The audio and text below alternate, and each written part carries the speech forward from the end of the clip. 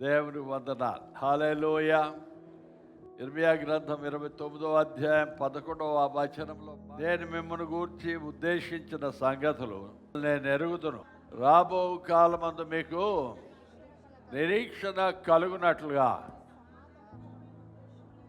అది సమాధానకరమైన ఉద్దేశంలే కానీ హానికరమైనవి కావు. దేవుని స్తోత్రం. హల్లెలూయా. పరమాత్మకు ఒక ఉద్దేశం ఉంది మన పట్ల. ఇవాళ అంశం ద గాడ్స్ ఒరిజినల్ ప్లాన్. అసలు దేవుని యొక్క ఆది సంకల్పం, మనం సృష్టించడానికి దేవుని యొక్క ఆది సంకల్పం ఏంటి? అక్కడ మనం చూస్తున్నాం, దేవునికి చాలా మంచి ఆలోచనలు ఉన్నాయి. ఆదామును సృష్టించేసరికి భలేగా ఉంది, చెట్లు పుట్టలు అంతా కూడా భలేగా ఉంది. దేవుని స్తోత్రం. వాతావరణం చాలా ఆహ్లాదకరంగా ఉంది. అక్కడ జంతువులు పక్షులు చక్కగా ఎగురుతున్నాయి. చూడండి, పక్షులు చూస్తే రకరకాల రంగులు, రకరకాల ఆ పక్షుల అందం భలేగా ఉంటుంది. ఆ చెట్లు సెలయేర్లు చాలా దీవెనకరంగా ఉంటాయి. అవన్నీ కూడా సృష్టించాడు దేవుడు. ఆ చక్కని గాలి, వాతావరణం, పళ్ళు. ఆ ఆదామును సృష్టించిన తర్వాత ఆ సృష్టి విశ్వాన్ని చూసి ఆ నక్షత్రాలు, సూర్యుడు, చంద్రుడు, ఇలాగ ఎండాకాలం ఉండేది కాదు. ఆదామును సృష్టించినప్పుడు కాలాలే లేవు. ఎప్పుడు చక్కని వాతావరణం. సాయంత్రం అయ్యేసరికి చక్కగా చీకటి పడేది, వర్షం ఉండేది కాదు. ప్రియులరా, మంచు పడేది. మంచు పడి చెట్లన్నీ కూడా తడిపేశాయి, పొలాలన్నీ తడిపేశాయి. మంచు, చక్కని వాతావరణం, చల్లగా ఉండేది. ఉదయాన్నే హ్యాపీగా లేచేవారు. ఆడుకునే జంతువులు, పక్షులు అవన్నీ పక్కకు వచ్చాయి. ఆదాంతో కలిసి నమస్కారం చేసుకొని వెళ్ళిపోతుండే. అంత చక్కని వాతావరణం. పరమాత్ముడికి ఒక మంచి సంకల్పంతో ఆదామును చేశాడు, అవ్వమని చేశాడు. హ్యాపీగా ఉండండి భూమి మీద, ఇద్దరికి పెళ్లి చేసి హ్యాపీగా ఉండండి భూమి మీద అని చెప్పాడు. ప్రియులరా, వాడి వైవాహిక జీవితం చాలా ఆశీర్వాదకరమైన జీవితం. గొడవలు లేవు, పోట్లాటలు లేవు, అనుమానాలు లేవు, పొడుచుకోవడాలు లేవు, ఆకలి లేదు, పేదరికం లేదు. ఆదాము యొక్క జీవితం ఒకసారి మనం చూస్తే ఎంతకాలం ఆదాం బతికాడో మనకు తెలియదు. ఆదాం పాపం చేసిన తర్వాత కాలం ఆరంభమైంది, చనిపోయాడు. పాపం చేయకముందు ఎంతకాలం బతికాడో మనకు తెలియదు. హ్యాపీగా ఉన్నారు ఆ దంపతులంతా కూడా. అది దేవుని యొక్క సంకల్పం. రోగం ఉండకూడదు, జబ్బు ఉండకూడదు, భేదాభిప్రాయాలు ఉండకూడదు, ఒకరితోడు గొడవలు పడకూడదు, చక్కగా తినాలి, హ్యాపీగా ఉండాలి. అక్కడ రక్తం చిందించబడలేదు. భూమండలం అంతా కూడా ప్రశాంతమైన వాతావరణం. ఆ భూమండలానికి మీ అందరికి చాలా బాగా తెలిసి ఏలమన్నాడు, భూమిని ఏలుతున్నాడు, రాజుగా ఉన్నాడు. అది దేవుని యొక్క ఒరిజినల్ సంకల్పం, దేవుని యొక్క ఒరిజినల్ ఐడియా. మనుష్యుడు ఇక్కడ ఇలా ఉండాలి, చిరంజీవిగా ఉండాలి. మరణం లేదు ఆదాముకి, చావు లేదు. ఆదాము చిరంజీవి. మనుష్యుడు ఇలాగుండాలి అనేది దేవుని యొక్క ఒరిజినల్ ప్లాన్. ఎలాగుండాలి? దేవుళ్ళ ఉండాలి. వాళ్ళు ఏ భేదము లేదు, అందరూ పాపము చేసి మహిమను పోగొట్టు. దేవుని మహిమ వాళ్ళ చుట్టూ కూడా మహిమ ఉండేది. మహిమ వెలిగిపోతుండారు, తేజస్సుతో వెలిగిపోతుండారు, దేవుళ్ళ వెలిగిపోతుండారు. ఆ దూరం నుంచి దేవదూతలు వాళ్ళు చూసి అమ్మో దేవుళ్ళు అక్కడ ఉన్నారని చెప్పుకునేవారు. ప్రియులరా, అంత మహిమతో, తేజస్సుతో, అది దైవ సంకల్పం. That's the original plan of God. ఆ లోపల ఏమైంది? ఆ సైతాను గాడు ఒక సర్పాన్ని అద్దెకి తీసుకొని వాళ్ళ లోపల ప్రవేశించి దేవుని యొక్క ఒరిజినల్ ప్లాన్ని తారుమారు చేసేస్తాడు. దేవుని యొక్క అసలు సిసలైనటువంటి ఆలోచన, సంకల్పాన్ని అతలాకుతలం చేసేస్తాడు. కాబట్టి మరణం ప్రవేశించింది. మరణంతో పాటు చెమట, వార్ధక్యం, జబ్బులు. మరణం ఎలాగొస్తుంది? ఏదో జబ్బు రావాలి, ఏదో ముడతలు పడిపోవాలి శరీరం అంతా కూడా, వార్ధక్యం రావాలి, గుండె ఆగిపోవాలి, కడుపులో పేగులన్నీ కూడా పాడైపోవాలి, ఏదో అయిపోవాలి, అప్పుడు వాడు చచ్చిపోతాడు, లేదా చావుడుగా. కాబట్టి ప్రియులరా, వార్ధక్యం, జబ్బులు, రోగాలకు మూల కారణం అది పాపం, సైతాన్. ఎలాగో చావాలి, ఒకడు ఎలా చేస్తాడు, ఆ టీబీతో చేస్తాడో, యాక్సిడెంట్తో చచ్చిపోతాడో, ఆకాశంలో చనిపోతాడు, ఏదో ఒకటి. యాక్సిడెంట్లు ఉండేవి కాదు, అనాలోచన కార్యక్రమాలు ఉండేవి కాదు, అలాంటి బతుకులు ఉండాం ఆదాం. అటువంటి స్థితి ఒరిజినల్ ప్లాన్. సైతాను వచ్చాడు, మొత్తం టోటల్ ప్లాన్ అంతా కూడా తిరగేసేసాడు, టోటల్ ప్లాన్ అంతా కూడా నాశనం చేసేసాడు. కాబట్టి ప్రియులారా, ఇవాళ ఈ యొక్క లోకంలో మంచి ఉంది, చెడు ఉంది. ఈ రెండింటిని ఎవరు సృష్టించారు? దేవుడే సృష్టించాడు, మంచిని చెడుని రెండింటిని. అయితే మనుష్యులను మనుష్యులుగా, రోబోట్లుగా పరమాత్ముడు చేయలేదు. వారికి ఏది కావాలో దానిని ఎన్నుకునేటువంటి శక్తిని వారికి దేవుడు అనుగ్రహించాడు. ఎన్నుకోగలరు, చెడునైనా ఎన్నుకోగలరు, మంచినైనా ఎన్నుకోగలరు. ఇది చేస్తాననుకోవచ్చు, ఇది మానేస్తాననుకోవచ్చు, వాళ్ళ ఇష్టం. ప్రియులరా, ఈ మంచి చెడులను ఎన్నుకునేటటువంటి అధికారం మనుష్యులకు దేవుడిచ్చాడు. ఈ యొక్క అధికారాన్ని దేవుడు మళ్ళీ వెనక్కి తీసుకోవడానికి ఆయన ఎంత మాత్రం ఇష్టపడ్డు. ఎందుకు? అధికారం తీసుకొచ్చేస్తే మనుషుల్లా తయారు చేస్తాడు మనుషుల్ని. వాడికి కీ పెట్టేస్తే రోబోట్లు వెళ్ళి వంట చేస్తారు, టైంకి తీసుకొస్తారు, పెట్టేస్తారు, తినేస్తాం, వెళ్ళిపోతాం కదా. అలాగే ఉంటుంది. మనుషులుగా నరజాతిని దేవుడు సృష్టించలేదు. నీకు స్వంత చిత్తం ఉంది, స్వంత విల్లు ఉంది, నీ ఇష్టం, నువ్వేం చేయాలి. మంచి చెడులు విచక్షణ జ్ఞానం నీకు ఉంది, ఆ సత్తు ఉంది, దాన్ని ఎదిరించగలవు, మంచి చేయగలవు, మంచి చేయకుండా మానేయగలవు, నీ ఇష్టం. ఆ హక్కు దేవుడు ఇచ్చాడు. ఎల్లప్పుడూ నీవు మంచి చేసేవాడిగా దేవుడు ఒకవేళ నేను నిర్మించి ఉంటే నీకు మనుషుడికి తేడా లేదు. మనుషుడు అంతే, వాడు ఆ ప్రోగ్రాం వేసేస్తారు. ఆ ప్రోగ్రాం ప్రకారం వాడు పొద్దున్న వేసేసరికో, సాయంత్రం వేసేసరికో, లేదా కారులు ఉన్నాయి, ఆ కారుల్లో ఆటోమేటిక్గా రన్ అయిపోతాయి. ఆ కారులోని వాడు ఆ సిగ్నల్స్ ఉంటాయి, సెట్ చేసేస్తాడు, ఆ ప్రోగ్రాం పెట్టేస్తాడు, ఎక్కడైనా సెన్సర్స్ పెట్టేస్తాడు, ఆగిపోతాయి. రోడ్డు మీద అడ్డంగా ఏదైనా వస్తే ఆగిపోతాయి, లేకపోతే మళ్ళీ వెళ్ళిపోతాయి ఈ సెన్సర్స్ పెట్టి. మనుష్యులు అలా చేయలేదు మనుషుల్ని మన దేవుడు. ప్రియులరా, ఒకే ప్రోగ్రాం పెట్టేస్తే ఎప్పుడు నువ్వు మంచే చేసేవాడిగా దేవుడు నేను తయారు చేయలే. మంచే చేసేవాడిగా అంటే నువ్వు మనిషి అయిపోయావు. నీకు స్వంత చిత్తం లేదు, స్వంత ఆలోచన లేదు, స్వంత విచక్షణ లేదు, జడ్జిమెంట్ లేదు. కాబట్టి ప్రియులరా, మనకి స్వేచ్ఛనిచ్చాడు. జీవాన్ని మరణాన్ని నేనే సృష్టించాను. నీవు నా పోలిక చొప్పున, నా స్వరూపంలో నువ్వు సృజించబడ్డావు. నువ్వు నిర్ణయించుకునేటటువంటిది జీవాన్నైనా ఎంచుకోవచ్చు, నువ్వు మరణాన్నైనా నువ్వు ఎంచుకోవచ్చు, నీ ఇష్టం. నువ్వు నా పోలికలో ఉన్నావు, నా స్వరూపంలో ఉన్నావు. మరణాన్ని ఎన్నుకుంటే నీవు తీసుకున్నటువంటి నిర్ణయాన్ని బట్టి దాని ఫలం నువ్వు అనుభవిస్తావు.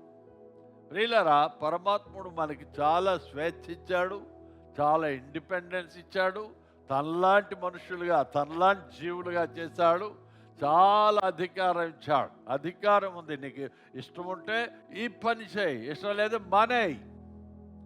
బలవంతమేమీ లేదు. దేవుడు ఆత్మయ్య ఉన్నాడు. యేసయ్య అన్నాడు కదా, నా మాటలు జీవములోను ఆత్మలు అయి ఉన్నాయి కదా.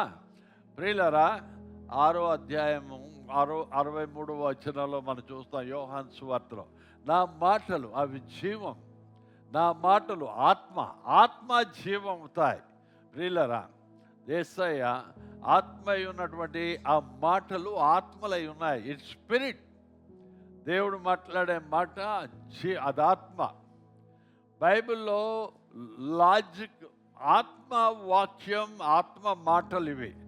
ఆత్మ పలుకువాడు, అందుకే ఆత్మ పలుకువాడు అన్నాడు దేవుడు. ప్రియులరా, ఒకసారి గుర్తు చేస్తున్నాను. 6వ అధ్యాయం 63వ వచనం ఇలాగ చెప్పబడ్డది, ఆత్మయే జీవింపజేయుచున్నది, శరీరము కేవలం నిష్ప్రయోజనము, నేను మీతో చెప్పి ఉన్న మాటలు ఆత్మయు జీవమునై ఉన్నాయి.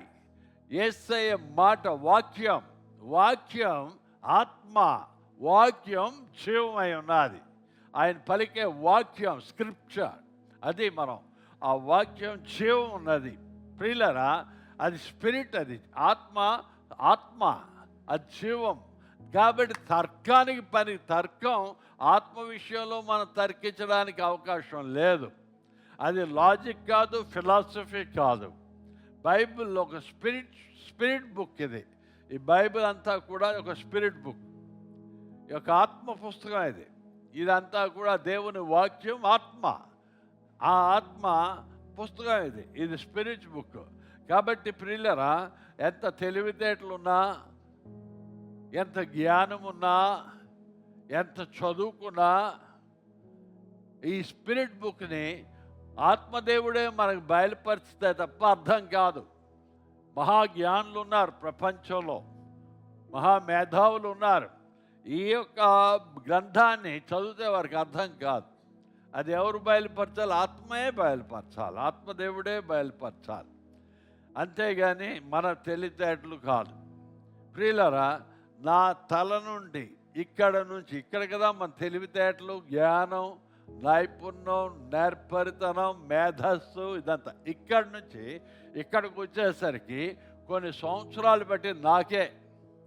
ప్రియులరా, ఇక్కడ నుంచి ఇక్కడికి వచ్చి అర్థం చేసుకోవడానికి, నా హృదయానికి ఈ సత్యం రావడానికి, ఇక్కడ నుంచి మనస్సు అనొచ్చు, లేదా బ్రెయిన్ అనొచ్చు, ఇక్కడ నుంచి ఇక్కడ రావడానికి కొన్ని సంవత్సరాలు పట్టింది ఆ సత్యం. ప్రియులరా, చాలా సంవత్సరాలు. ప్రేమ అనేది ఎక్కడి నుంచి వస్తుంది? హృదయంలోంచి వస్తుంది. ఇక్కడ నుంచి ప్రేమ, ఇక్కడ నుంచి రాదు ప్రేమ. ప్రేమ అనేది హృదయంలోంచి వస్తుంది. వేదన అనేది ఇక్కడ నుంచి వస్తుంది, హృదయం స్పందన. సో ప్రేమ అనేది హృదయంలోంచి వస్తుంది, బ్రెయిన్లోంచి కాదు. నేను ఆ బ్రెయిన్ అనే పదం మనకి సరైన పదం లేదు కాబట్టి మనస్సు అంటాను నేను. ప్రియులరా, హృదయం, మనసు. మనసు అంటే ఇక్కడే, కానీ మనకు అర్థం కావడానికి ఇక్కడ ఈ మేధస్సు లేదా తెలివితేటలు, జ్ఞానాన్ని మనస్సు అని ప్రస్తుతం మనకు అర్థం అవ్వడానికి సంబోధిస్తున్నా. మనసు అంటే ఇక్కడే మన భాషలో, కానీ ప్రియులారా అర్థం కావాలి. మార్కు సువార్త 11వ అధ్యాయము 23వ వచనంలో మాట ఇలా చెప్పబడ్డది. ప్రభు చెప్పిన మాట గుర్తు చేస్తున్నారు. ఇక్కడ ఆయన కొండను చూసి, ఈ కొండ చూచి నీవు ఎత్తబడి సముద్రంలో పడవేయబడుమని చెప్పి, తన మనస్సులో సందేహింపక తాను చెప్పినది జరుగునని నమ్మిన ఎడల వాడు చెప్పినది జరుగునని వానితో. ఎక్కడ? తన మనస్సులో సందేహింపక. ఎక్కడ? మనస్సులో. మనస్సులో, ఇక్కడ కాదు. నువ్వు చూసావు, చెట్టు చూసావు, జ్ఞానం వచ్చింది, అక్కడ కాదు. తన మనస్సులో అనే వాక్యం ప్రభు అక్కడ మనం చెప్తున్నాడు. మనస్సులో మనం విశ్వసించిన ఎడల, నీ హృదయంలో విశ్వసించిన ఎడల. కాబట్టి హృదయంలో విశ్వాసం అనేది ఇక్కడి నుంచి వస్తుంది, హృదయంలోంచి వస్తుంది. విశ్వాసం అనేది ఇక్కడి నుంచి రాదు, తల్లోంచి రాదు. తల్లోగా నీ మనస్సులో అనుమానించక నీ హృదయంలో విశ్వసించిన ఎడల అది జరుగుతుంది. దేవుని వందనాలు, హల్లెలూయా. కాబట్టి ప్రియులరా, ఈ రెండింటికి చాలా భేదం ఉంది. ఈ యొక్క హృదయంలో విశ్వాసం అనేది ఇక్కడి నుంచి వస్తుంది. ఈ తెలివితేటలు, జ్ఞానం, నేర్పరితనం, నైపుణ్యం, ఇవన్నీ చదువు, ఇదంతా కూడా ఇక్కడి నుంచి వస్తాయి. చూచేది, గ్రహించేది అంతా కూడా. రోమీయులు వ్రాసిన పత్రికలో 10వ అధ్యాయము 10వ వచనం ఒకసారి గుర్తు చేస్తున్నారు. ఏలైనగా నీతి కలుగునట్లు మనుష్యుడు హృదయంలో ఎక్కడ విశ్వసిస్తాడు? మనుష్యుడు హృదయములో విశ్వసించును, రక్షణ కలుగునట్లు నోటితో ఒప్పుకోను. నువ్వు ఇక్కడ విశ్వసించింది అక్కడితో ఆగిపోదని. అది ఏం చేయాలి? నోటితో ఒప్పుకుంటేనే సంపూర్ణం అవుతుంది. నువ్వు మనసులో వచ్చింది ఆటోమేటిక్గా నువ్వు ఒప్పుకుంటావు. ఆటోమేటిక్గా దేవుడు మంచోడు అంటావు. ఆటోమేటిక్గా దేవుని దగ్గరికి వెళ్తే నా కార్యం. నువ్వు విశ్వసించావు. ఈ విశ్వాసాన్ని నోటితో ఒప్పుకోవాలి. ప్రియులారా, కన్ఫెషన్ ఈజ్ ఎ మస్ట్. మనం నోటితో ఒప్పుకోకుండా హృదయంలో నమ్మేస్తామంటే కుదరదు. హృదయంలో వచ్చిన నీ విశ్వాసాన్ని నోటితో ఆటోమేటిక్గా నువ్వు ఒప్పుకోవాలి, ఒప్పుకుంటావు. అదే మాట రోమీయులకు వ్రాసిన పత్రిక 5వ అధ్యాయం 5వ వచనంలో, ఎందుకనగా ఈ నిరీక్షణ మనలను సిగ్గుపరచదు, మనకు అనుగ్రహింపబడిన పరిశుద్ధాత్మ ద్వారా దేవుని ప్రేమ మన హృదయములో మనస్సులో కాదు. దేవుని ప్రేమ ఎక్కడ కుమ్మరింపబడుతుంది? హృదయంలో. విశ్వాసం ఎక్కడ మనకు కుమ్మరింపబడుతూ ఉంది. దేవుని స్తోత్రం. కాబట్టి ప్రియులారా, దేవుని ప్రేమ మన హృదయాల్లో కుమ్మరింపబడుతుంది. దాన్ని ఇక్కడ మనస్సు అనొచ్చు, లేదా బ్రెయిన్ ఇక్కడ కాదు. దేవుని ప్రేమను ఇక్కడి నుంచి మనం అర్థం చేసుకోలేం. దేవుని ప్రేమను విశ్వసిస్తేనే, వాడు సామాన్యుడు, వాడు ఒక రిక్షా పుల్లరైనా వాడు విశ్వసిస్తాడు. చదువు లేదు, సంధ్యం లేదు, ఏం లేదు, వాడు విశ్వసించాడు. దేవుని ప్రేమ, అపరిమితమైన ప్రేమ వాడి హృదయాలు కుమ్మరింపబడ్డది. వాడు ఎప్పుడు దేవుడు దేవుడు యేసు యేసు అంటాడు. ఈడేటర్ ఏ రోడ్ అనుకుంటా. వాడు పెద్ద పిహెచ్డి చేయొచ్చు, బీడీలు అన్నీ చేసి ఉండొచ్చు. కానీ వానికి ఇక్కడ ఉన్న జ్ఞానం కానీ ఇక్కడ దేవుని ప్రేమ అది కుమ్మరింపబడకపోతే వీడేంటారు బెర్రోడ్లాగా ఉన్నాడంట. అర్థం కాదు దేవుని ప్రేమ. It's spiritual book. ఇది స్పిరిట్, ఆత్మ మాట్లాడువాడు, ఆత్మ మాట్లాడుతున్నాడు. ఆత్మ యొక్క సంగతులు మనం గ్రహించాలి. బైబిల్ హృదయం గురించి ప్రస్తావించినప్పుడు మనుష్యుని ఆత్మ గురించి ప్రస్తావిస్తూ ఉన్నాడు. హృదయం అనగా ఆత్మ మన గురించి ప్రస్తావిస్తున్నాడు. కాబట్టి మనం యోహాను సువార్తలో అక్కడ కొన్ని రిఫరెన్స్ చూసిన తర్వాత వెళ్తాం. యోహాను సువార్త 8వ అధ్యాయము 31, 32 వచనాల్లో, కాబట్టి యేసు తనను నమ్మిన యూదులతో, మీరు నా వాక్యమందు నిలిచిన వారైతే నిజముగా నా శిష్యులై ఉండి సత్యమును గ్రహించుదురు, అప్పుడు సత్యము మిమ్మను స్వతంత్రులుగా చేయనని చెప్పగా. ప్రియుల, సత్యం, నా మాట సత్యం, నా మాట ఆత్మ. ప్రియుల, సత్యం మనల్ని స్వతంత్రులుగా చేస్తుంది. ఈ లోకంలో ఉన్న బంధకాల నుంచి, అలవాట్ల నుంచి, అన్నిటి నుంచి కూడా సత్యం మనకి విడుదల ఇస్తుంది. సర్వసత్యం అనగా ప్రియులారా, యేసు యొక్క వాక్యమే సత్యం. దేవుని యొక్క వాక్యం సత్యమైనది. అది ఎప్పటికీ చెదరదు. అది కోట్ల సంవత్సరాలైనా ఆ వాక్యం అది ఏమాత్రం కూడా పొల్లైనా సున్నైనా పోకుండా నిలిచిపోయే వాక్యం అది. ఆయన మిమ్మను నడిపించను. ఎలా నడిపిస్తాడు? దేవుని వాక్యం ద్వారా నడిపిస్తాడు. దేవుని వాక్యం, ఆ వాక్యం మనకి ప్రతిదినం ఈ వాక్యాన్ని చదివితే, వాక్యాన్ని మనం చదవడం నేర్చుకోవాలి. వాక్యాన్ని మనం తెలుసుకోవాలి. ఎలా తెలుసుకుంటాం? చదివితే తెలుసుకుంటాం. ప్రియులరా, ఆ వాక్యం మనకు మార్గదర్శిగా ఉంటుంది. ఆ వాక్యం మనకు నడిపిస్తుంది. వాక్యం జీవం, వాక్యం ఆత్మ. నువ్వు వాక్యాన్ని ఎప్పుడైతే నీ హృదయంలోకి వెళ్తాదో, నీ హృదయంలో తీసుకుంటావో, ఆ వాక్యానికి జీవం కలుగుతుంది. నీకు తెలియకుండానే ఆ వాక్యం, తీసుకున్న వాక్యం ఇలాగ చెయ్యాలి, ఇలాగ ఉండాలి, ఇలాగ నువ్వు మాట్లాడాలి, ఇలా ప్రవర్తించాలి. ఆ వాక్యం, దాని జీవం వస్తుంది వాక్యానికి. అది ఆత్మ అయిన వాక్యం. ఆ వాక్యం మనకు నడిపిస్తూ ఉంటుంది సత్యంలోనికి. ప్రియులారా, ఈ యొక్క మర్మం చాలామందికి తెలియక రకరకాలుగా మాట్లాడతారు. వాక్యం నా గురించి సాక్ష్యం చెప్తోంది. వాక్యం నువ్వు పొందావు, నువ్వు మారుమనసు పొందేలాగా ఆ వాక్యాన్ని బట్టే, దేవుని మాటను బట్టే. స్క్రిప్చర్, వాక్యం, దేవుడు, వాక్యమైన వాడు దేవుడు. ఈ యొక్క వాక్యం ప్రియులరా హృదయంలోకి వెళ్ళి మనుషులోకి వచ్చిన తర్వాత వాక్యానికి జీవం వచ్చింది. అంటే ఎవరికి వచ్చింది? లోపల ఉన్నవాడు జీవిస్తున్నాడు. ఎవరది? యేసు స్వామి, జీవం గలవాడు, వాక్కు అయిన వాడు. ఆయన మనలో జీవిస్తున్నాడు. ఆయన మనల్ని నడిపిస్తూ ఉంటాడు. దేవుని వందనాలు. పరిశుద్ధాత్మ సహాయం లేకుండా వాక్యాన్ని మనం అర్థం చేసుకోలేము. ఈ వాక్యం ఇందాక చెప్పానుగా, ఆత్మయు సత్యమైన వాక్యం. ఈ వాక్యాన్ని ఆత్మదేవుడే దాని భావాన్ని మనకు తెలియజేయాలి. దేవునికి వందనాలు. హల్లెలూయా. ఇక మనం వెళ్దాం. ప్రభువు నేర్పించిన ప్రార్థన గురించి నేను మాట్లాడతాను.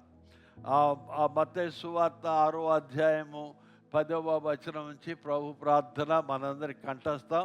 కొంతమంది కంఠస్థం ఉంటుంది, కొంతమందికి లేకపోవచ్చు. దేవుని వందనాలు. నేను ఇక్కడ లేచి ఈ వాక్యాన్ని 10వ పరలోక ప్రార్థన అనే మాట చెప్పండి అని ఎవరిని అడగను. కానీ చాలామంది కంఠస్థ చేసుకుంటుంటాం సండే స్కూల్కి వెళ్ళినటువంటి వారి సంగతి చేయలేరు. 9వ వచనం చదువుదాం.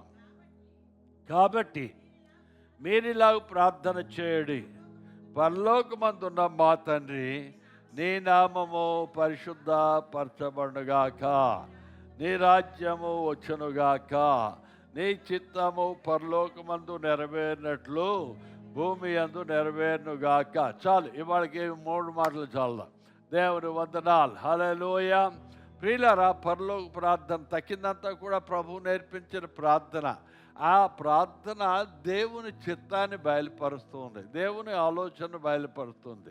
ప్రియులారా, 10వ వచనంలో ఇలాగుంది. పరలోకమందున యేసుస్వామి ఆ జనాలతో, విశ్వాసులతో చెప్పిన మాట.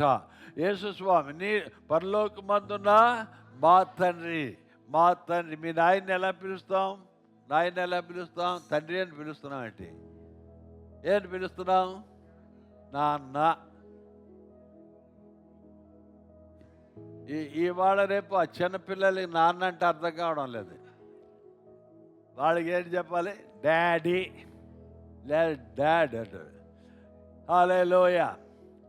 కాబట్టి ప్రియులారా, పరలోకమందున్న మా తండ్రి అంటే మన దూరం అయిపోతున్నాడు దేవుడు. డాడ్ అన్నా, డాడీ అన్నా, నాన్న అన్నా దగ్గర అవుతున్నాడు. నాన్నగారు, నాన్న, డాడీ అంటే దగ్గర సంబంధం. మనకి ఆయన చాలా దగ్గర. ఆయన దేవుడు తండ్రిగా అనేసరికి దూరం అయిపోతుంది. తండ్రి కాదు, నాయనా, తండ్రి. దేవుడా ప్రార్థనలు చేస్తా అనుకోండి, నాన్న నాకు అది, నాన్న నాకు స్కూల్ ఫీజులు కట్టాలి, నాన్న నాకు బట్టలు బాగాలేవు కదా. నాన్న దగ్గరికి ఎలా వెళ్తాం కదా, నాన్న దగ్గరికి అలాగే వెళ్తాం మనం. నాన్న నాకు ఇది అక్కర్లేదు. కొంతమంది పిల్లలు నాయన దగ్గరికి వెళ్ళి అలుగుతారు. మనకు తండ్రి ఆయన. ప్రియులారా, దేవుడు ఆ గ్రాంధిక భాష ఆనాటి భాష అది. ఈనాడు రాయాలంటే నాన్ననే రాయాలి. దేవుడు మనకు నాయన. తండ్రి అంటే తండ్రి, నాన్న, నీకు సమీపంగా ఉన్నటువంటి వాడు తండ్రి. నీ నామము పరిశుద్ధ పరచబడు గాక. దేవుని మనం గౌరవించాలి, తండ్రిని ఘనపరచాలి, నాన్నను ఘనపరచాలి. ఆయన జన్మదాత, నేను పుట్టించినటువంటి వాడు. ఎందుకనగా నీ కొరకు ఆయన, నాన్న ఏం చేస్తాడు? నీ కొరకు ఆయన ఏదైనా చేస్తాడు.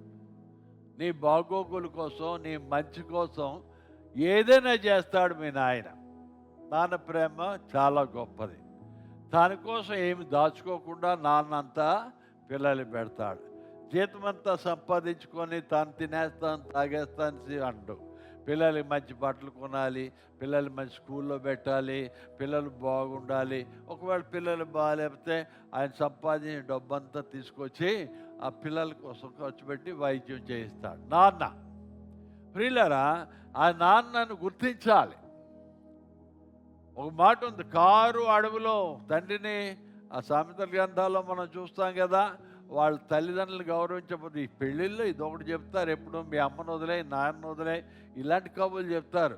సామెతల గ్రంథంలో చదివితే ఆ పెళ్లిలో చదివిన ప్రసంగం మారిపోతుంది. కారు చీకట్లో వాడి దీపమట పట్ట అయిపోతుంది.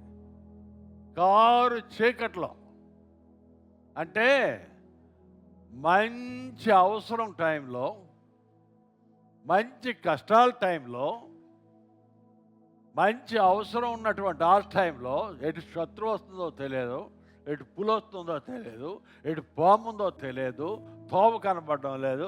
ఆ టైంలో ఆడు బతుకేమవుద్ది? ఆరిపోదు. తల్లిని తండ్రిని శపించేవాడి వరకు బతుకు. ఆ మాట చెప్పడం, నీవు దీర్ఘాయుష్మంతుడుగా ఉన్నట్లుగా ఏం చేయాలట? ఆ మాట చెప్పడం. అమ్మను వదిలే, నాయన వదిలే, సెంగట్టుకు పో అని చెప్తారు. చాలా తప్పది. అది ప్రవచనం. దేవుడు ప్రవచనం చెప్పాడు.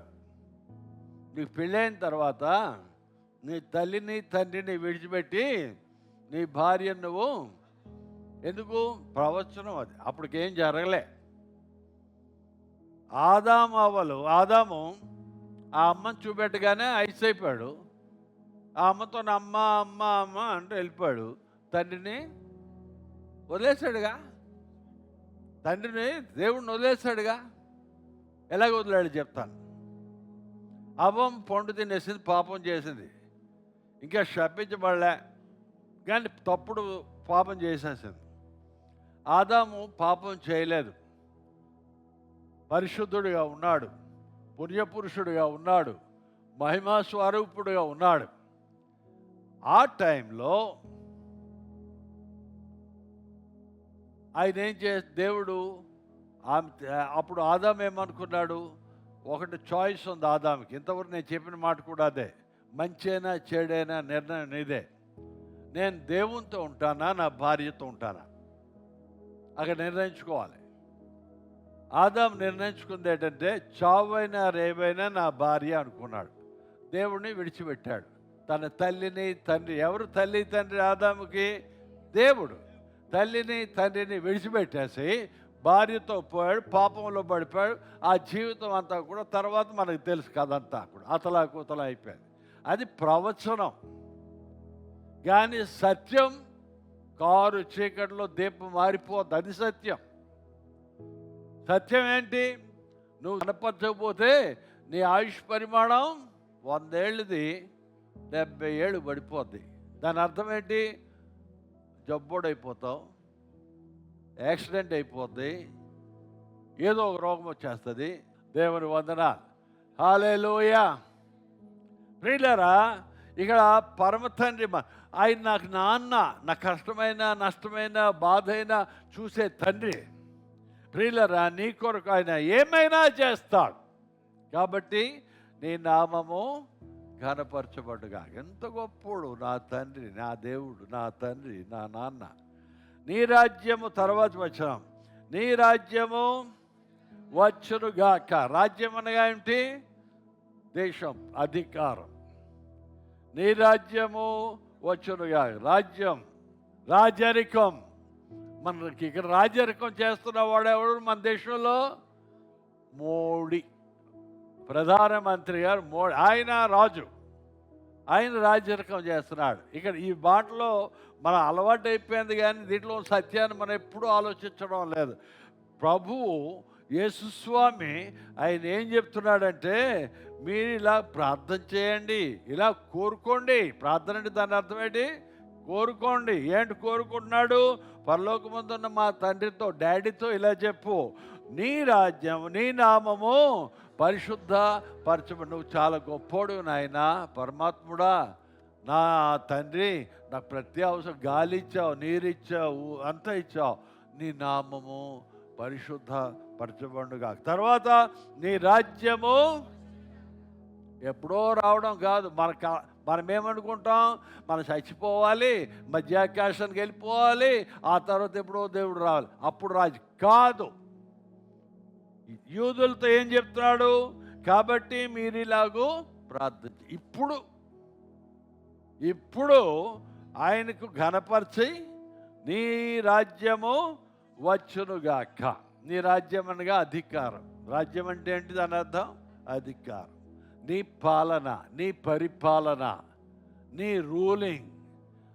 రూలింగ్ ఇప్పుడే నాయన వచ్చునుగాక. పాలించుటనగా అది ఆయన అధికారము దేశంపై వచ్చునుగాక. దేవుని స్తోత్రం. దేశై చెప్పిన మాటలే నేను చెప్తున్నా. ఇంతవరకు సరైన భావం మనం తీసుకోనందువలన నీ రాజ్యం వచ్చునుగాక అంటే ఎప్పుడో వస్తుంది అనుకుంటా, కాదు. దేశాన్ని యేసయ్య పాలించునుగాక. దేవుని రాజ్యం, పరలోక రాజ్యాన్ని ఇక్కడ రమ్మంటున్నాం మనం. పరలోక రాజ్యం తీసుకురా దేవుడా, పంపించు అంటున్నాం మనం. ఎప్పుడు? మనం చచ్చిపోయిన తర్వాత కాదు, మనం బతికుండగా. హల్లెలూయా, దేవునికి స్తోత్రం. కాబట్టి ప్రియులరా, మనం కోరుకోవాలి. ఏంటి కోరుకోవాలి? ప్రభువా, నీ అధికారం ఈ దేశం మీదకి వచ్చునుగాక, ఆయన అధికారం సమాజంపై ఉండునుగాక, ఆయన ప్రజలను పాలించాలి, ఆయన అధికారం నా కుటుంబంపై ఉండునుగాక, ఆయన అధికారం నాపై ఉండునుగాక, రాజ్యం, నీ రాజ్యము వచ్చునుగాక. ఒక రాజ్యంలో మనం ఉన్నాం. ఈ రాజ్యంలో ఉన్నప్పుడు ఇప్పుడు ఈ రాజ్యం మీద ఎవరి అధికారం? మోడీ గారి అధికారం నీ మీద ఉంది. మోడీ గారి అధికారం కాదని ఉంటే జైల్లోకి వెళ్ళిపోతాం పట్టనిసి. కాబట్టి ప్రియులర్, అధికారం అంటే అది, రాజ్యపాలన అంటే అది. రాజ్యపాలన గురించి ప్రభు ఇక్కడ బైబిల్లో కరాఖండిగా చెప్తున్నారు. అది అర్థం చేసుకోవడం లేదు మనం. ప్రియులర్, ఆయన అధికారం నీ ఇంటి మీద ఉండునుగాక. దేవుని అధికారం నీ ఇంటి మీద, నీ సమాజంపై ఉండాలి. ఆయన తన ప్రజలను పాలించాలి. అధికారం అంటే ఏంటి? పాలించుట, రాజ్యాధికం చేయడం, పాలించుట అనగా నా రాజ్యం, ఈ లోక రాజ్యములను ఆయన పాలించాలి. నా రాజ్యాన్ని అంటే నా ఇంటిని, నా కుటుంబాన్ని, ఈ లోక రాజ్యాన్ని కూడా ఆయన పాలించాలి.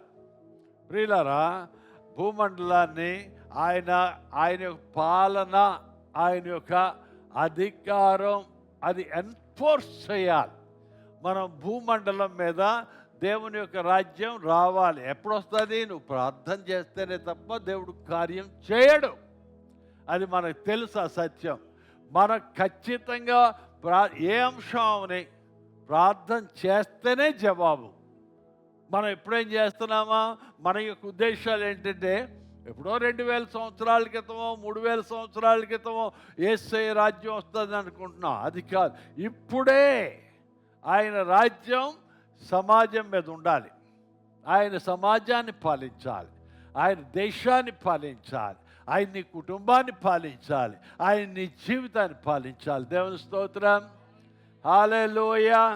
అది కోరమంటున్నాడు. ప్రార్థన చేసేటప్పుడు ఈ రీతిగా ప్రార్థన చేయండి. చేసినప్పుడు అప్పుడు అధికారం వస్తుంది. అప్పుడు దేవుడిని ప్రార్థన జవాబు ఇస్తాడు. అంతవరకు జవాబు రాదు. నీ జవాబు రావాలి కాబట్టి ప్రార్థన చేయాలి. దేవుని రాజ్యాన్ని ఈ భూమండలం పైకి మనం ప్రార్థనల ద్వారా తీసుకొని వచ్చి ఎన్ఫోర్స్ చేయాలి. యేసు నామంలో ప్రతి రాజ్యమై పైన సర్వశక్తుని యొక్క రాజ్యం ఏలాలి. దేవుని స్తోత్రం, హల్లెలూయా. భూరాజ్యములన్నీ కూడా యేసయ్య రాజ్యాన్ని, యేసయ్య యొక్క రాజ్యం అవుతాయి. ప్రియులారా, బైబిల్ చెప్పింది కాబట్టి మనం ప్రార్థన చేయాలి. బైబిల్ చెప్తుంది అన్నమాట, యేసయ్య చెప్తున్నాడు అన్నమాట. కాబట్టి మనం ప్రార్థన చేయాలి. యేసయ్య అధికారం మన మీద కొంతవరకు ఉంది. మనం యేసయ్య రాజ్యంలో ఉన్నాం. యేసయ్య పాలిస్తున్నాడు. అందుకే మనం గబుక్కుని అబద్ధాలు అడిగాం, వెనక ముందు ఆలోచిస్తాం. మళ్ళీ మా రాజు ఉన్నాడు ఏమంటాడు అనేసి. యేసయ్య ఉన్నాడుగా, అందుకోసం అబద్ధాలు గబుక్కని ఆడాం, గబుక్కని మోసాలు చేసాం. ఎందుకు? ఒక రాజ్యంలో మనం ఆల్రెడీ ఉన్నాం. యేసయ్య పాలిస్తున్నాడు మనల్ని. ఆ పాలన ఫుల్గా యేసయ్య పాలన. ప్రియులారా, ప్రార్థన చేయాలి. యేసయ్య అధికారం ప్రతి కుటుంబాన్ని, ప్రతి గ్రామాన్ని, ప్రతి పట్టణాన్ని, ప్రతి రాష్ట్రాన్ని, దేశాన్ని ఏలాలి. ఒరిజినల్ ప్లాన్, దేవుని యొక్క ఒరిజినల్ ప్లాన్ ఏంటి? ఆదాము రూలర్. ఆదాము దేశాన్ని, ప్రపంచాన్ని పాలించేవాడు. ఏలు అన్నాడు, ఈ లోకాన్ని ఏలు అన్నాడు. ఆ దేవుని యొక్క ఒరిజినల్ ప్లాన్ను ఎవడు పాడు చేశాడు? సైతాన్ పాడు చేశాడు. అతలాకుతలం అయిపోయాడు. మళ్ళా దేవుడు ఆ ఒరిజినల్గా దేవుని సంకల్పం ఏదో అది ఎన్ఫోర్స్ చేయడానికి ఈ పని చేయండి అంటున్నాడు. ఒకప్పుడు దేవుని యొక్క ఆలోచన. అందుకే ఇర్మియా గ్రంథం ఇందాక చదివాం, 29వ అధ్యాయము 11వ వచనం. నాకు మీ పట్ల చాలా మంచి ఉద్దేశాలు ఉన్నాయి, చాలా మంచి ఆలోచనలు ఉన్నాయి, కానీ వీడు పాడు చేసేస్తాడు. ప్రియులారా, దేవుని వందనాలు, హల్లెలూయా. దేవుడు మనల్ని పాలించాలి, మన దేశాన్ని పాలించాలి, మన కుటుంబాలను పాలించాలి. ఆయన పాలించు దేవుడా, మా ఇంట్లోకి రా దేవుడా, నా ఇంటిని పాలించు దేవుడా అని అడిగితే అప్పుడు ప్రార్థన జవాబు వస్తుంది. మనం అడగకుండా దిక్కులు చూస్తే జవాబు రాదు. కాబట్టి దేశాన్ని అవని, రాజ్యాన్ని అవని, పట్టణాన్ని అవని ఆ ప్రభు పాలించాలని మనం అడగాలి. గలతీయులకు రాసిన పత్రిక 4వ అధ్యాయము 19వ వచనం ఇలా చెప్పబడ్డాలి. నా పిల్లలారా, క్రీస్తు స్వరూపము మీ ఏర్పడు వరకు మీ విషయమై మరలా నాకు ప్రసవ వేదన కలుగుచున్నది.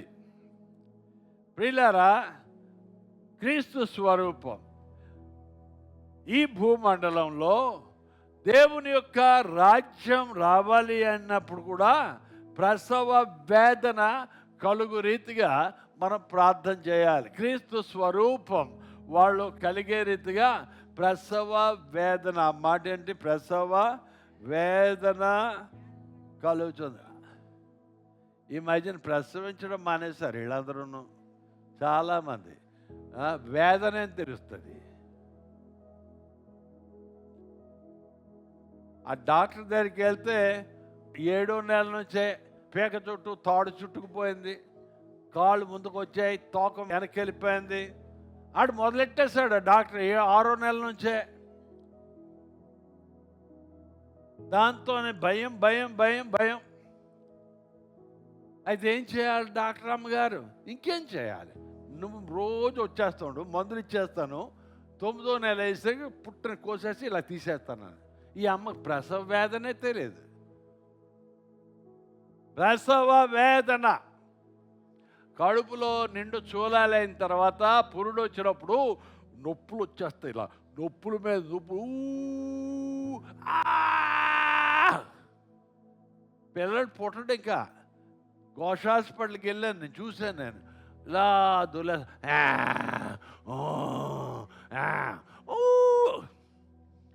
5 నిమిషాల తర్వాత లేగుస్తాయి, షవళ్ళు కక్కుని మళ్ళీ ఇలాగ ఇంత బరువు ఎంత పొట్ట పట్టుకొని అలా నడుస్తాను. నడిచి నడిచి నడిచి అమ్మ నువ్వు చచ్చిపోతాం. ఆ డాక్టర్లు ఘోష హాస్పిటల్లో చూడాలి. ఆ డాక్టర్ అమ్మ, ఆ డాక్టర్లు వాళ్ళు అసలు పట్టించుకోరు. ఈ నొప్పులన్నీ వాళ్ళకి అలవాటు అయిపోయాయి. పడుకోండి, నొప్పి నొప్పి, ఇక్కడ నుంచి నొప్పులు వచ్చేస్తాయి, చెమటలు గక్కేస్తారు, ఉలో తన్ని నొప్పి నొప్పి. అప్పుడు బాగా బాగా ఉళ్ళంతా పుడుపుడుపులాడిపోతే ఇంకా అమ్మ భరించలేను బాబు అంటే అప్పుడు కనేస్తారు వాళ్ళ పిల్లల్ని, పటక్కని కనేస్తారు. అది ప్రసవ వేదన. ఇలా ప్రసవ వేదన అంటే తెలియదు, బైబిల్ ఎలాగ అర్థమవుతుంది? హల్లెలూయా చెప్పాలి. ఇప్పుడు నేను మగవాళ్ళకు దేవుడు ఆ అవకాశం ఇవ్వలేదు.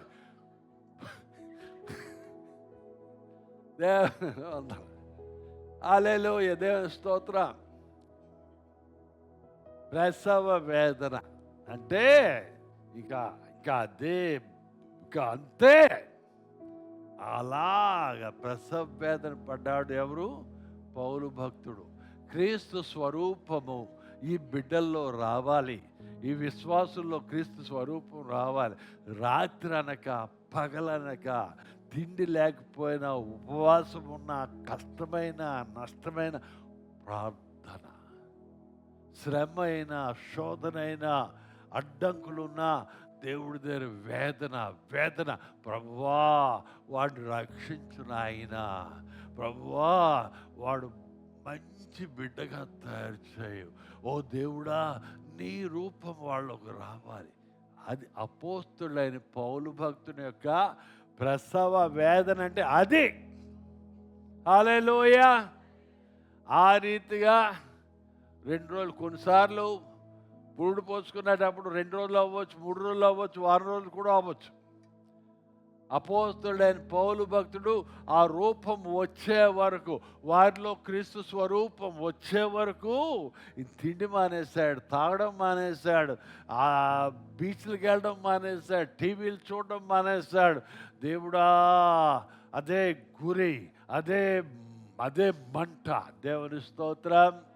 హల్లెలూయా. ప్రియులారా, ఆ రీతిగా ప్రసవ వేదన అంటే అది దేవుని రాజ్యం భూమండలానికి రావాలంటే ప్రసవ వేదన పడాలి. దేవుని శక్తి ప్రజలు చూడాలంటే ప్రసవ వేదనతో ప్రార్థించాలి. అంతేగాని తినేసి తుతు మంత్రాలు చేసేస్తే కార్యం అయిపోదు. ప్రసవ వేదన, ప్రార్థన, ప్రార్థన. తిండి ఉన్నా లేకపోయినా, సుఖం ఉన్నా లేకపోయినా, ఆనందం ఉన్నా లేకపోయినా, లోకం ఏమైపోయినా, ఆ అమ్మాయికి ప్రసవించేటప్పుడు లోకం ఏమైపోయినా అనవసరం. హల్లెలూయా. ప్రసవ వేదన. దేవుడి యొక్క రాజ్యం అదృశ్య రూపంలో ఉంది. దేవుని రాజ్యం అది ఇప్పుడు దృశ్య రూపంలోకి రావాలి.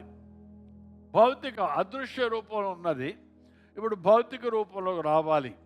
కనబడాలి అంటే మనం ప్రయాసపడాలి. ప్రియులారా, ప్రయాసపడి ప్రార్థించాలి. దేవుని రాజ్యం నీ ఇంటికి, నీ పట్టణానికి వచ్చినప్పుడు అక్కడ ఏముంటుంది? మొట్టమొదట నీతి. దేవుని రాజ్యం ఏంటంట? నీతి, సమాధానం. మర్చిపోయాం. క్రీస్తు రాజ్యం వస్తే మొట్టమొదటి మనకు వచ్చేది నీతి. ప్రియులారా, నీతి వస్తుంది. రాజ్యం నీ ఇంటిలో, నీ పట్టణంలో ఉంటే మొట్టమొదటిగా అక్కడ ఉండేది నీతి, సమాధానం, ప్రేమ ఉంటాయి. ప్రియులారా, పరలోకంలో ఎలా ఉందో అలాగే భూమి మీద కూడా ఉంటాలి. చాలా టైం అయిపోతుంది. పరలోకంలో ఎలాగుందో దేవుడు అదే మాట చెప్పాడు కదా మనకి. మత్తయి సువార్త 6వ అధ్యాయము 10వ వచనంలో ఇలాగ ప్రార్థన చేయండి అన్నాడు. ఏంటడా? పరలోక ప్రార్థన. దాన్ని అన్నాం మనం. పరలోకంలో ఉన్న దేవుని యొక్క సన్నిధిలో నీ నామము పరిశుద్ధపరచబడుగాక, నీ రాజ్యం, దేవుని రాజ్యం ఇక్కడే రావాలి. మన ఇంట్లోకి రావాలి, మన కుటుంబంలోకి రావాలి, మన సమాజంలోకి రావాలి, మన సొసైటీలోకి రావాలి, మన గ్రామంలోకి రావాలి, మన దేశంలోకి రావాలి. దేవుడు అది కోరుతున్నాడు. ప్రియులారా, నీ రాజ్యము వచ్చును గాక. హల్లెలూయా. దేవుని రాజ్యం ఎలాంటిది? శక్తితో ఉన్నది, బలంతో ఉన్నది, ఆరోగ్యంతో ఉన్నది. ఒరిజినల్ ప్లాన్ చెప్పాను కదా, ఆదాము యొక్క ఒరిజినల్ ప్లాన్. ఆయన రాజు, ఆయన భూమండల చక్రవర్తి, ఆయన ఏమంటే జరగాలి, ఆయన ఏం చేస్తే జరుగుతుంది. సమస్తము భూమండలంలో ఉన్న పక్షులు, జంతువులు ఏదవని ఆయనకు లోబడవలసిందే.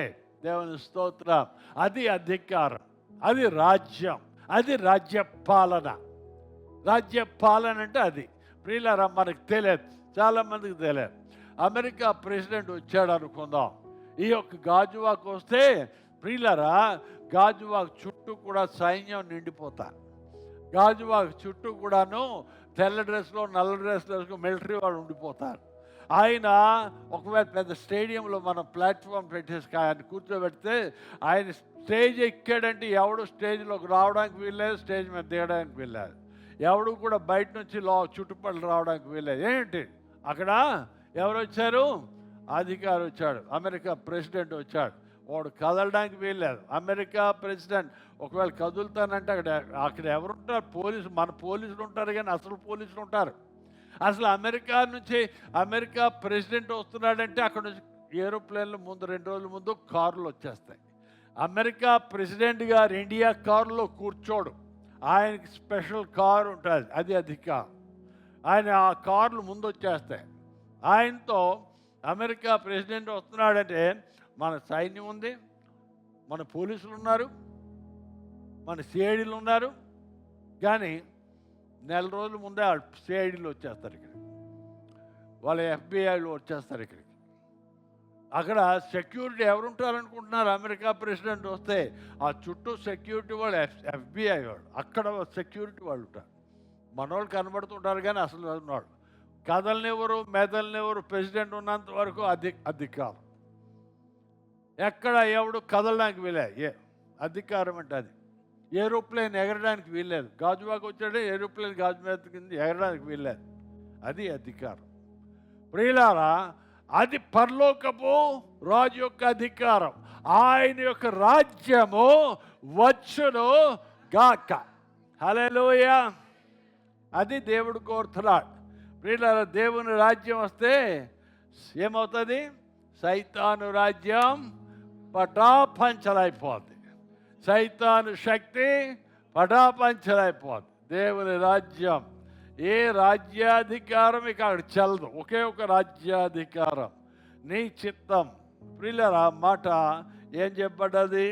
నీ చిత్తము పరలోకమందు నెరవేరినట్లు భూమి యందు నీ చిత్తం, యువర్ విల్, నీ ఇష్టం. నీ చిత్తం అంటే నీ ఆలోచన, అది దైవాలోచన. ప్రియులారా, భూమి అందు నెరవేరినట్లు. దేవుని యొక్క ఆలోచనకు అడ్డంగా ఎవడని చెప్తాడా? ఇది కరెక్ట్ కాదు, తప్పు అని చెప్పగలడా? చెప్పలేడు. నీ చిత్తము అనగా అధికారం, డొమినియన్ అంటారు ఇంగ్లీష్లో. దేవుని యొక్క రాజ్యం యొక్క అధికారం. ఇంకా ఆయన రాజ్యం ఉంటే ఇంకే రాజ్యాధికారాలు చెల్లవు. దేవుని చిత్తం, original intention of God. Eden తోటలో నా స్వరూపము చొప్పున నా రూపంలో ఇగో మిమ్మల్ని తోటలో పెట్టా. భూమండలం మీది ఏలండి, పాలించండి, మీకు అడ్డంటూ ఉండదు. ప్రియులారా, అది స్వచిత్తానికి మాత్రం ఇచ్చేశాడు. ప్రియులారా, ఎవరు అబద్ధాలు ఆడరు అక్కడ. దేవుని రాజ్యంలో అబద్ధాలు ఆడేవాళ్ళు వెళ్తారా? వెళ్ళరుగా. మనం ఎంతమంది అబద్ధాలు ఆడేస్తున్నాం తెలియదు, కానీ రోజుకి ఎన్ని అబద్ధాలు ఆడుతున్నాం లెక్కేసుకుంటే కుప్పలు కుప్పలు ఉంటాయి. కొంతమంది దగ్గర ఒక పెద్ద బ్యాగ్ నిండా ఉంటాయి. దేవుని రాజ్యానికి అబద్ధికులు అనర్హులు. కాబట్టి ప్రియులారా, ఈ దేవుని యొక్క ఒరిజినల్ చిత్తానికి, దేవా నీ ఒరిజినల్ ప్లాన్ ప్రకారం, దేవుని ఒరిజినల్ ప్లాన్ ఏంటి? ఆదాము ఆరోగ్యంగా ఉండాలి, బలంగా ఉండాలి, సంతోషంగా ఉండాలి, ఆనందంగా ఉండాలి, రాజ్యాధికారంతో ఉండాలి, ఆయన సంతోషం, కుటుంబం హ్యాపీగా ఉండాలి. అది దేవుని యొక్క ఒరిజినల్ ప్లాన్. తిండికి లోటు ఉండకూడదు, బట్టకు లోటు ఉండకూడదు, ఉండడానికి లోటు ఉండకూడదు, హ్యాపీగా బతకాలి, మంచి వాతావరణంలో ఉండాలి. అది దేవుని యొక్క ఒరిజినల్ ఇంటెన్షన్ ఫర్ ఆదాం కదా. ఆదాం పట్ల దేవుని యొక్క ఇది ఆలోచన. ప్రియులారా, దేవా మనం దేవా నీ యొక్క ఒరిజినల్ ప్లాన్ ప్రకారం, నీ యొక్క సరైన ఆది సంకల్పానుసారంగా తండ్రి నాకు తీర్చిదిద్దు నాయన, నా అవసరాలు తీర్చిదిద్దు నాయన. నీ ఒరిజినల్ సంకల్పం నా పట్ల ఏమై ఉందో, కాలములు రాకముందు నాయన నువ్వు నా గురించి ఏమి ఆలోచించావో అవి నా పట్ల జరిగించు అని ఏం చేయాలి? ప్రార్థన చేయాలి. ప్రార్థన చేయకపోతే ఏమి పొందం మనం. ప్రార్థన చేసి తీరాలి. ఆ ప్రార్థనలో నీకు దేవుని సంకల్పం నీ పట్ల ఒకటి ఉందనేది నీకు తెలిస్తే అది అడుగుతాను. ఒరిజినల్గా దేవుని యొక్క సంకల్పం నీ పట్ల చాలా మంచి ఆలోచనలు ఉన్నాయి, మంచి ఉద్దేశాలు ఉన్నాయి. ప్రస్తుతం ఉన్న నా స్థితి నీవు నా గురించి వేసిన ఒరిజినల్ ప్లాన్కి వ్యతిరేకంగా ఉంది. తిండికి తిప్పలు, ఉండడానికి తిప్పలు, సరైన సహవాసం లేదు, మంచి మనస్సు లేదు, బతుకంతా గలిబిలి. నీ ఒరిజినల్ ప్లాన్ దేవుడా, నీ ఒరిజినల్ ప్లాన్కి వ్యతిరేకంగా నా బతుకంతా కూడా అతలాకుతలంగా ఉంది. ఆరోగ్యం సరిగ్గా లేదు.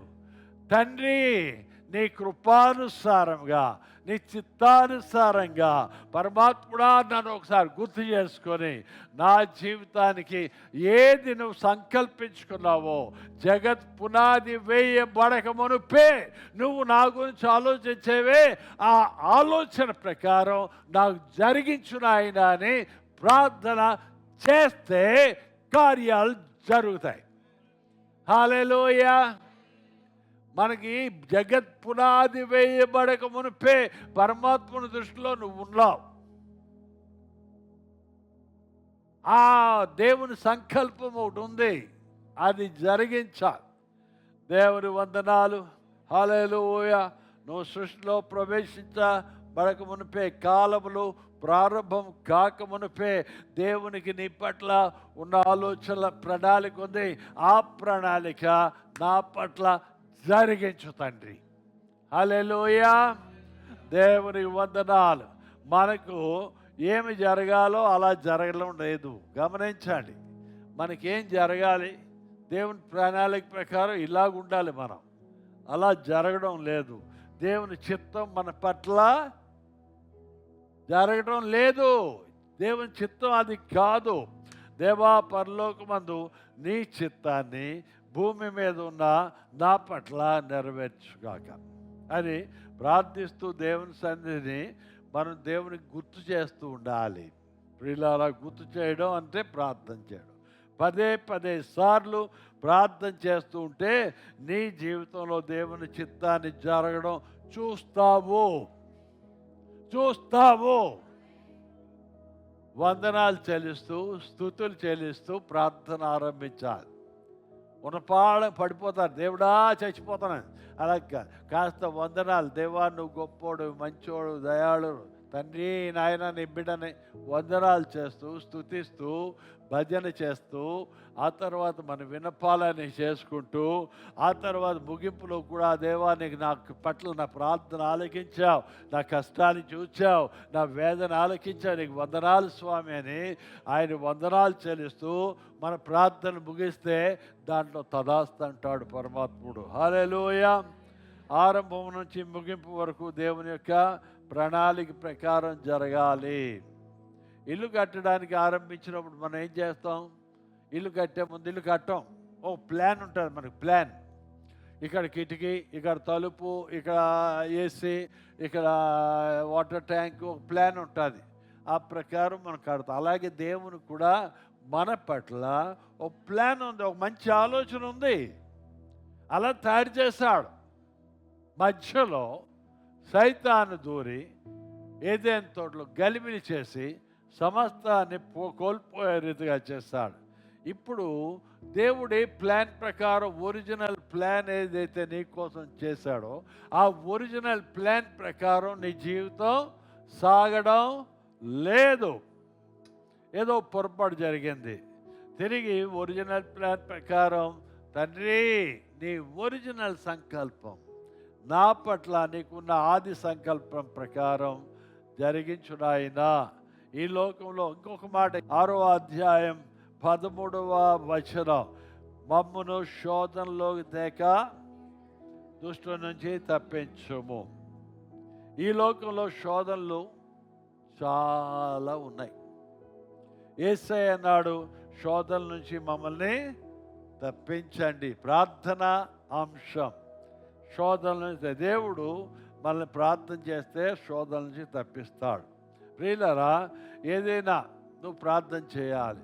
నీకు హాని, నీ కుటుంబానికి హాని కలగకుండా ఆయన, శోధన అంటే దాని అర్థం ఏంటి?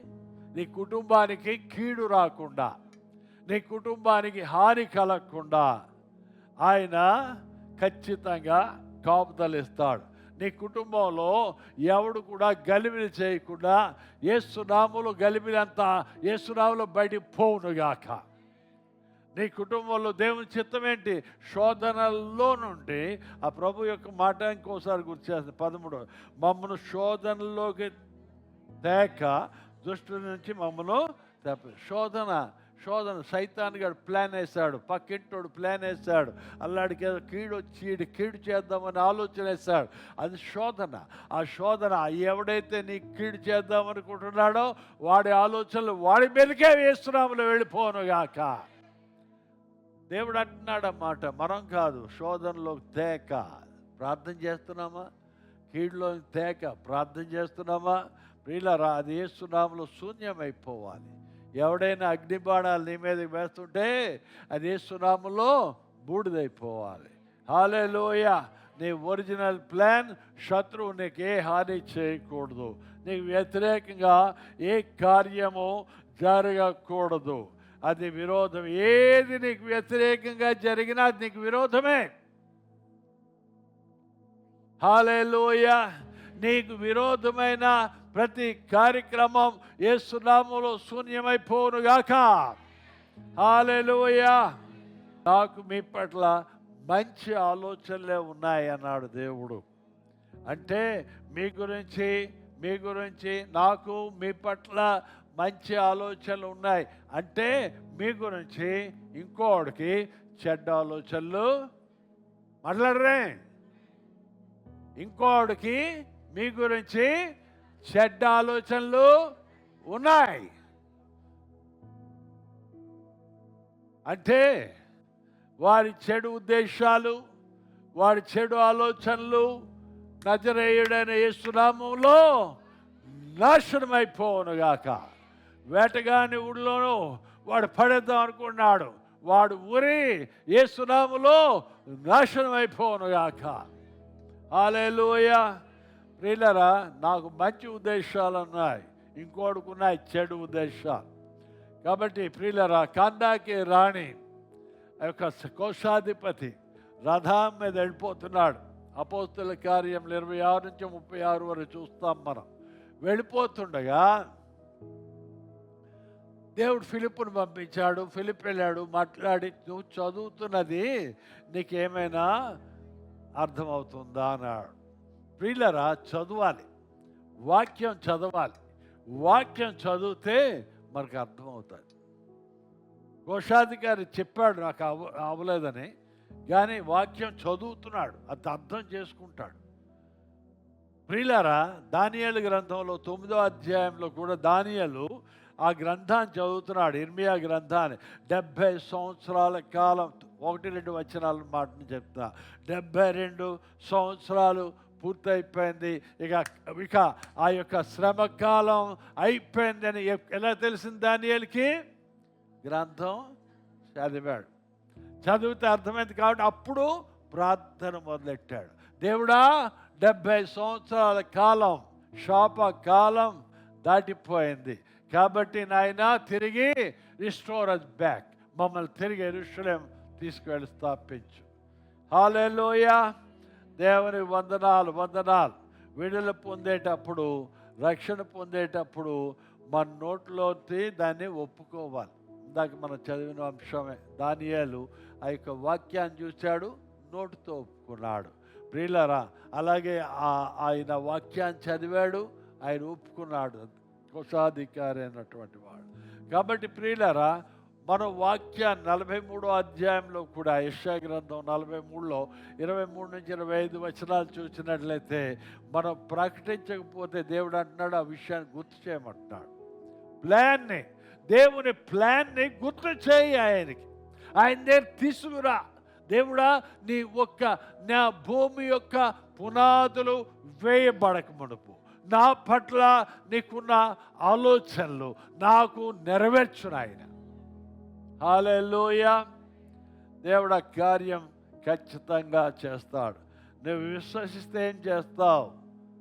విశ్వసించిన దాన్ని ప్రకటిస్తావు, విశ్వసించిన దాన్ని ప్రకటిస్తాం.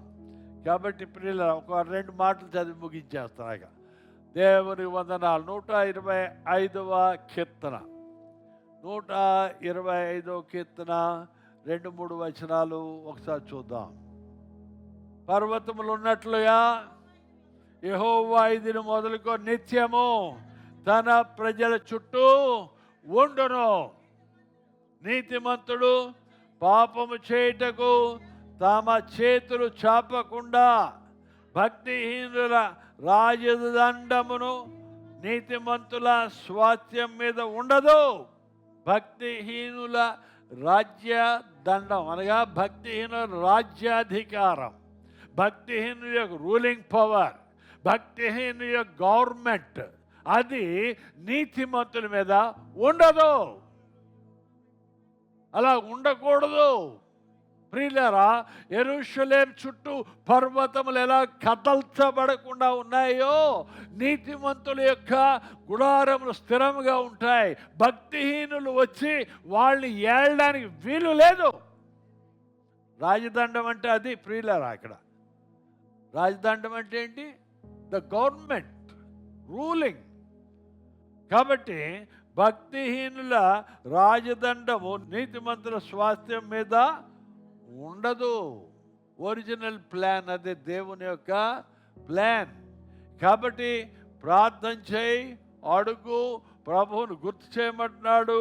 గుర్తు చేసినప్పుడు ఖచ్చితంగా జరుగుతా. దేవుని వందనాలు, వందనాలు, వందనాలు. ఇంకొక మాట చదువుతున్నాను. అదే రీతిగా 147 కీర్తన 14. నీ సరిహద్దులలో సమాధానము కలుగజేయవాడు ఆయనే, మంచి గోధుమలతో నిన్ను తృప్తిపరచువాడు ఆయనే. దేవుని స్తోత్రం, హల్లెలూయా. దేవునికి ఉన్న మంచి ఆలోచనలు. నీ యొక్క ఇంటి చుట్టూ, ఆ మాట ఏముంది? నీ సరిహద్దులలో సమాధానం కలుగజేయవాడు అనగా నీ ఇంటి చుట్టూ కాపలా పెడతాడు. నీ ఇంటి చుట్టూ, నీ సరిహద్దు నీ ఇల్లు, నీ పొలం ఉంటే పొలం, నీ యొక్క సరిహద్దుల్లో ఇంటి చుట్టూ రక్షణ, నీ ఇంటి చుట్టూ సమాధానం, నీ ఇంటి చుట్టూ ఆరోగ్యం. దేవుని యొక్క సంకల్పం అది. ప్రియులారా, నీ సరిహద్దుల్లో సమాధానం కలుగజేయవాడు ఆయన. అంతేకాదు మంచి గోధుమలతో, హల్లెలూయా, సమాధానం బలముగా యేసు నామములో నా ఇంటి చుట్టూ కాపుదల ఉండునుగాక. యేసు నామములో నా ఇంటి చుట్టూ బలమైన రక్షణ ఉండునుగాక. చెప్పండి, నా ఇంటి చుట్టూ. మాట్లాడరు అంతవరకు మీకు రక్షణ అక్కర్లేదా? కాపుదల అక్కర్లేదా? మస్తుగా ఏంటన్నాడు? మంచి గోధుమ, తిండికి లోటు లేకుండా ఉండడానికి మంచి ఆరోగ్యం, మంచి గోధుమలతో ఏం చేస్తాడు? నిన్ను తృప్తిపరచువాడు ఆయనే.